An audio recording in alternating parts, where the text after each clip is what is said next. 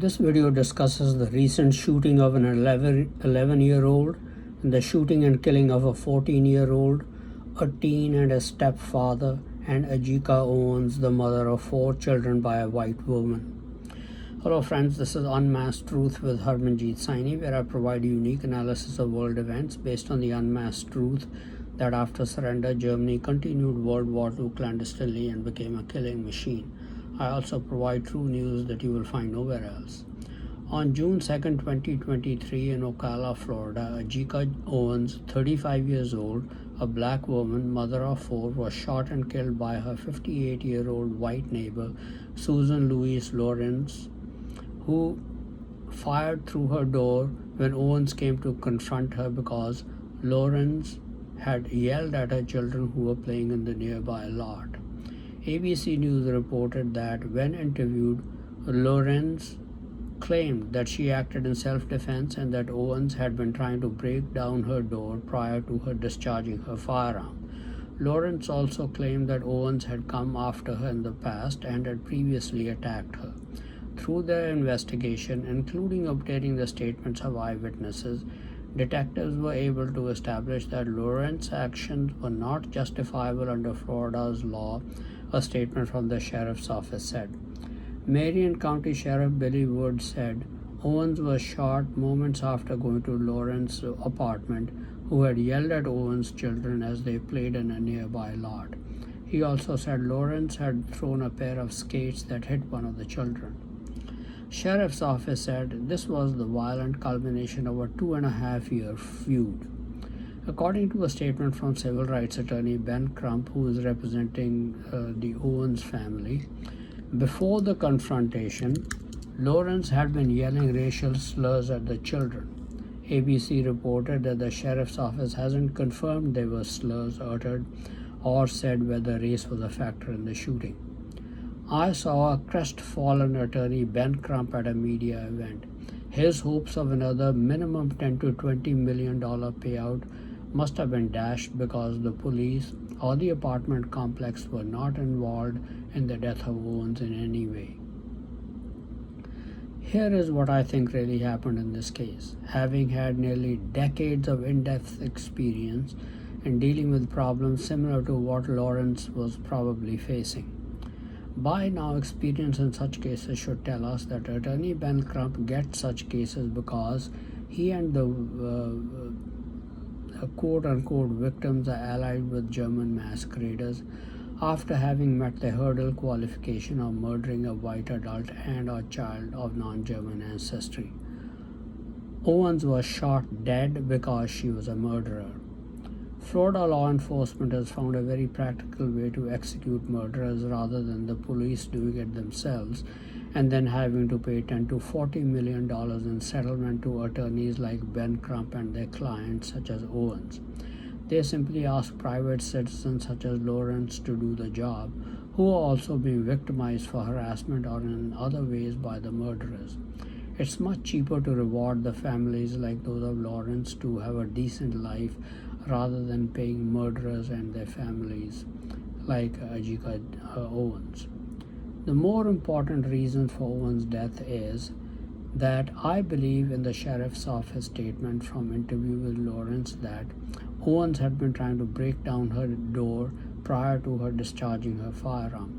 Lawrence also claimed that Owens had come after her in the past and had previously attacked her. Some Bible statements best describe masquerader thinking. First, Nahum chapter 3 verses 1 and 19. Woe to the bloody city! It is all full of lies and robbery. The prey departs not. Now, Nahum the prophet is describing the Germans and German masqueraders using the ancient capital Nineveh to represent them. He is saying that they are given to bloodshed, full of lying, deception, and robbing people. They are always victimizing someone or the other at all times. Then in verse 19, for upon whom has not your wickedness passed continually? In the end time, meaning our time, no nation or people on earth are going to escape the Germans or the masqueraders' wickedness, according to verse 19. Then the Bible describes condition on earth before Noah's flood that led God to drown that entire world. I'm going to insert the word Germans instead of men here to illustrate their thinking and attitude in Genesis 6 verses 5 and 11. And God saw that the wickedness of Germans, I have substituted the word Germans for man here, and God saw that the wickedness of Germans was great in the earth, and that every imagination of the thoughts of their heart was only evil continually. Verse 11, the earth also was corrupt before God, and the earth was filled with violence. And God looked upon the earth, and behold, it was corrupt, for all flesh had corrupted his way upon the earth. And God said unto Noah, the end of all flesh has come before me, for the earth is filled with violence through the Germans, and behold, I will destroy them with the earth. God described the conditions in the days of Noah just before the flood. Jesus also prophesied that the conditions in the end time, when he will have to come to stop man from annihilating all life on earth, will be like in the days of Noah, with the earth filled with oppression, violence, and bloodshed, which now we know has been the handiwork of Germans and their allies since World War II. Jesus said in Matthew 24 verses 37 to 39, but as the days of Noah were, so shall also the coming of the Son of Man be. For as in the days that were before the flood, they were eating and drinking, marrying and giving in marriage, until the day that Noah entered into the ark, and knew not until the flood came and took them all away, so shall also the coming of the Son of Man be. The Germans are always innovating and inventing new evil ways to oppress and inflict wanton pain, suffering, and death on those not allied with them or who oppose them. I lived the first 30 years of my life in India. I have experienced how the Germans have corrupted and divided all Indians by making allies of some to destroy others like the Sikhs. That's what the German masqueraders have done in the United States. They've simply made allies among all Americans to target whites of non-German ancestry for destruction by financially rewarding all those who met their hurdle qualification. They then control the people whom they have so rewarded, order them to do whatever they want with threats where necessary, including commit additional murders or incessantly trouble people who are not their allies. That is what was happening to Lawrence by Owens and her family.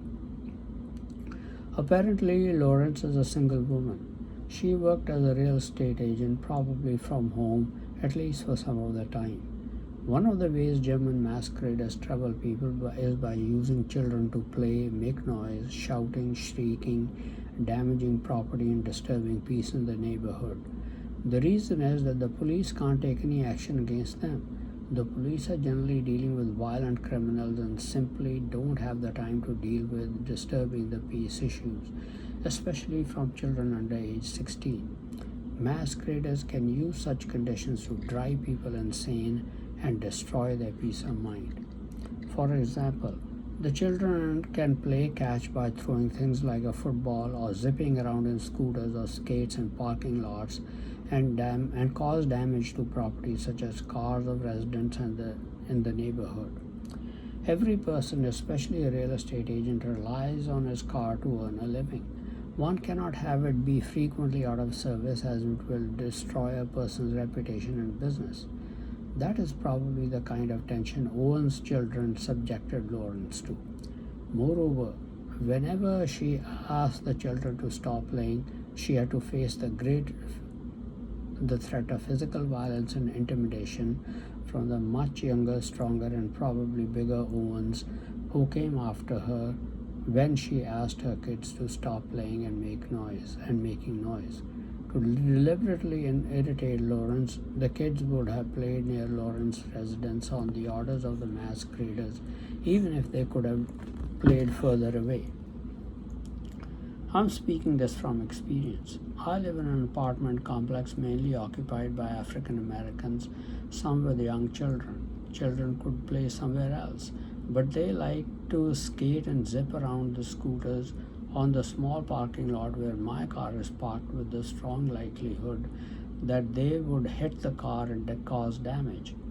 Other kids likely to throw and catch football with a sure chance of the football falling on my parked car at times and damaging it.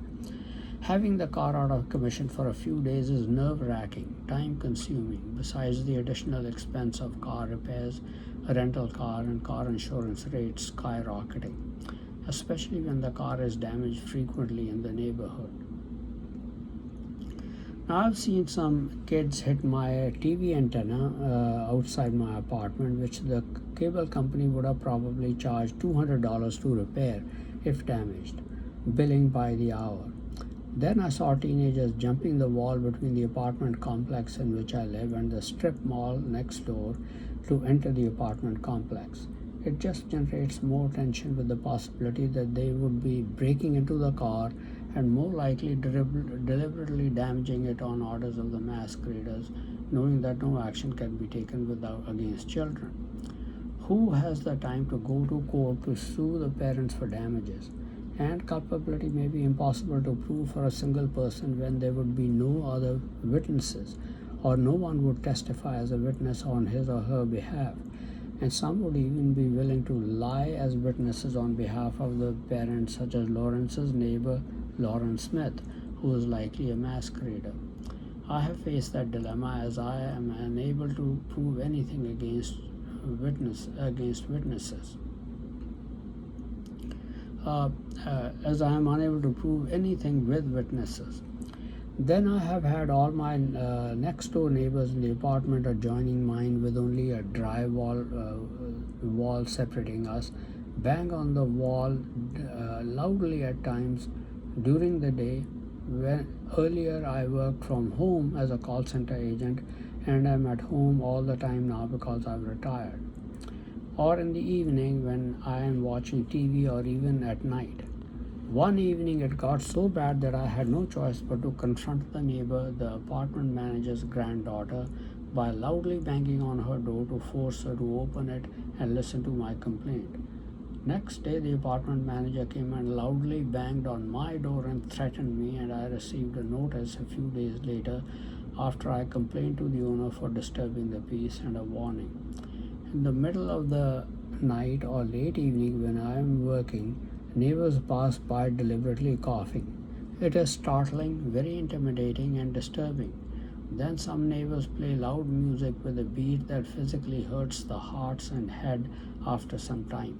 After a few minutes, one wishes that torture would end, but it goes on for half an hour or even longer, quite regularly. One can never have peace. It is really nerve-wracking to live under such tension day in and day out for many years. Patience begins to wear thin for each type of demonstration. Now, no amount of complaining to apartment management solves the problem. When one set of people stopped the harassment, another set started it. That is the kind of tension I faced for 13 years that I've lived in my current apartment, and indeed for almost the 41 years I've lived in the United States. No one is mentally tortured by the thought that this will never end. That is the truth in my case ever since I came to the United States, and will not end until all mosquitoes and their allies are exterminated. So many times the thought entered into my mind to buy a gun and shoot my neighbor dead to get some relief. But I realized that all this torture, pain, and suffering was being inflicted on me by the German masqueraders, forcing all my neighbors with threats to act in those ways to trouble me. Even if I killed one, another would take his or her place and continue troubling me. Of course, I would probably be locked in a prison cell for life. I have more than 20 pages of emails of complaints, but no attorney has been willing to take my case to provide me relief.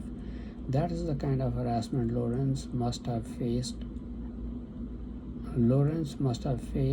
for more than 2.5 years from Owens and her kids, in addition to intimidation from Owens.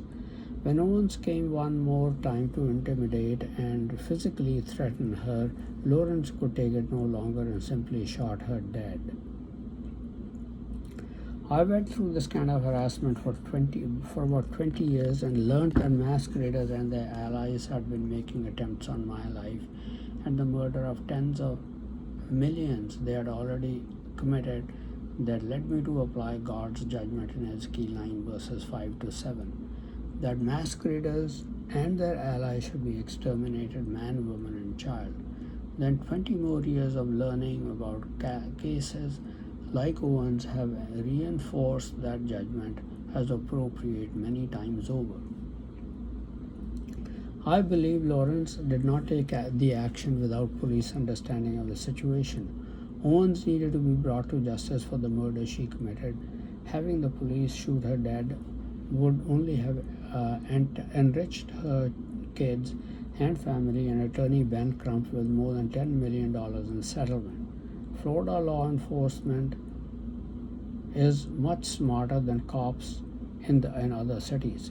They don't want to give away their community resources to enrich murderers like Owen and Ben Crump, who is also a murderer, and have less money to profit the community. They have found an innovative solution. In the Owens case, they have killed multiple birds with one stone. They brought the murderer Ajika Owens to justice who otherwise would have continued to inflict misery, pain, and suffering on more victims, such as Lawrence, on orders from German masqueraders, though she must herself have relished doing it.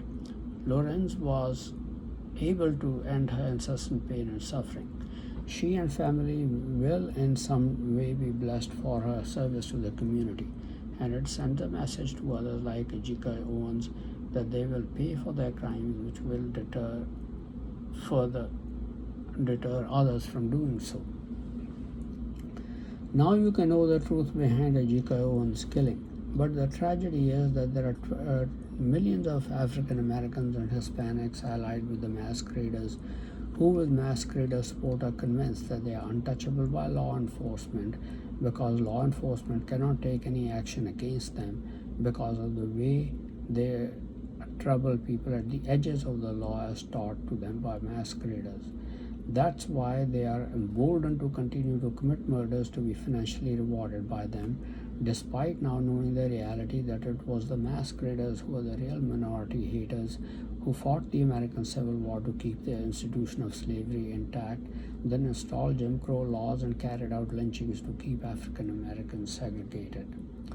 They are afraid to act against the masqueraders and hate them because they know that they will be brutally treated, but they are allied with them because they can be financially rewarded for still continuing to commit murders of innocent people or trouble and mentally torture people and make their lives perpetually miserable on masqueraders' orders.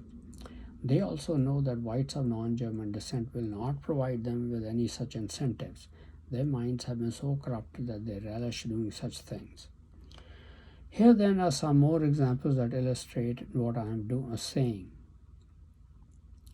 On May 28, 2023, Sunday night at 8 p.m., Express Mart Shell gas station owner 58-year-old Rick Chow in Columbia, South Carolina, shot and killed 14-year-old black boy Cyrus Carmack-Belton, whom he accused of stealing from his store. But Richmond County Sheriff Leon Todd said Cyrus Carmack-Belton did not steal from the store, but Rick Chow and his son chased him out of the store, off the property and down the street before Chow shot him in the back as he was running away. The store owner has been charged with murder. USA Today reported that after a verbal confrontation, Lott said Carmack-Belton left the store and started running. Rutherford said there was no indication of a physical fight or altercation between Carmack-Belton and the store owners before the boy left the store. Chow, armed with a pistol, and his son chased Carmack-Belton, and the boy fell down then got up again. At some point, the son said that the victim had a gun. Lott said adding that the gun was recovered close to Carmack-Belton's body. At that point, the father shot the young man in the back. While the authorities will sort out the face in the dark, the truth is that Carmack-Belton was engaged in criminal activities and had committed murder. That's why he carried a gun. He was executed for that crime. He had stone ground saying that he is going to be famous one day. One does not have to exercise one's imagination to know why. He hoped to commit many more murders, probably a mass killing on Sunday. Now, South Carolina law enforcement is acting as smart as Florida law enforcement by trying to ensure that criminals are put to death for the murders to prevent them from carrying out with their violent criminal activities and possibly additional murders, while at the same time they and their families don't benefit immensely from their crimes by the police shooting the murderer dead. A lawsuit will probably be filed, but the city won't have to pay millions of dollars to the boy's family. The case is similar to the Ajika Owens case. Now, an 11-year-old boy from Indianola, a small Mississippi town with population of about 9,100 and decreasing, was shot by police officer Greg Capers after he called 911 for help on a domestic disturbance call at May 20, 2023 at 4 a.m. According to the boy's mother, Nicola Murray, the father of another of her children arrived at home at 4 a.m. irate. Concerned about her safety, Murray asked Adrian to call the police. Two officers arrived at around 6 a.m. and ordered everyone inside to come out. Adrian was following his mother out of the house when he was shot in the chest by Officer Capers while coming around the corner of a hallway into the living room.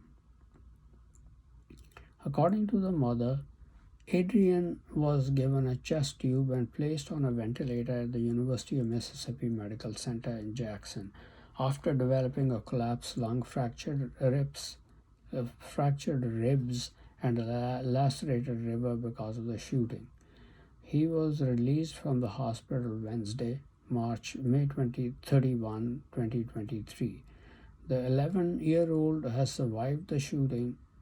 Greg Capers is also back like the victim. We should understand that police in America don't go around wantonly shooting young kids.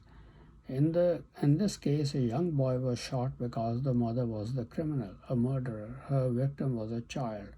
Her son was shot to make her experience the same pain she must have given to the child's parents. Fortunately for her, her young son survived.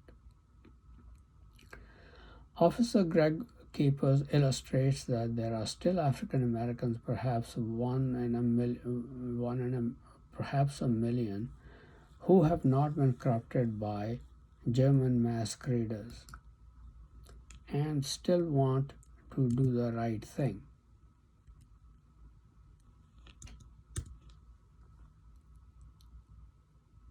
And bring criminals to justice, even if they are of their own community. Perhaps law enforcement could not safely find an individual to carry out the deed.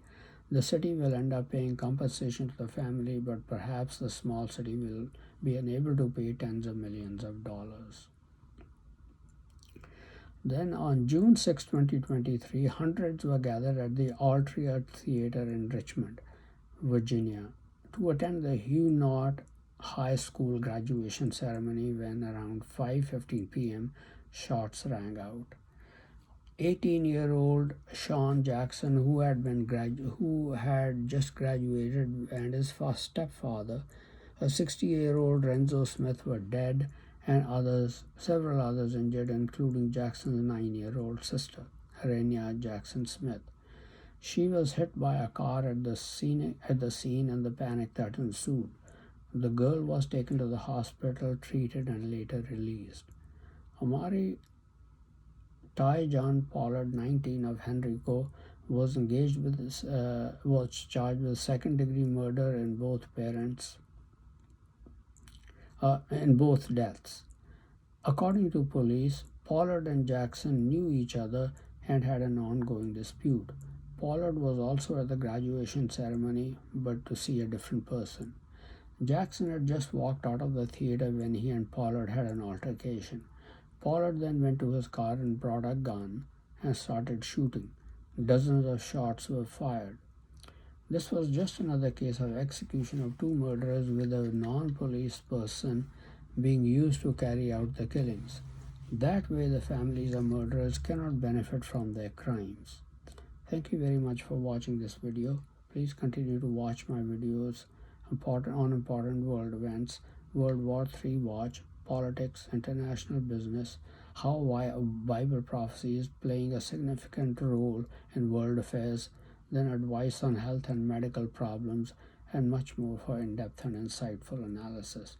Please also subscribe to my YouTube and Facebook channels Unmasked Truth with Harmanjit Saini to view and get information on the latest videos.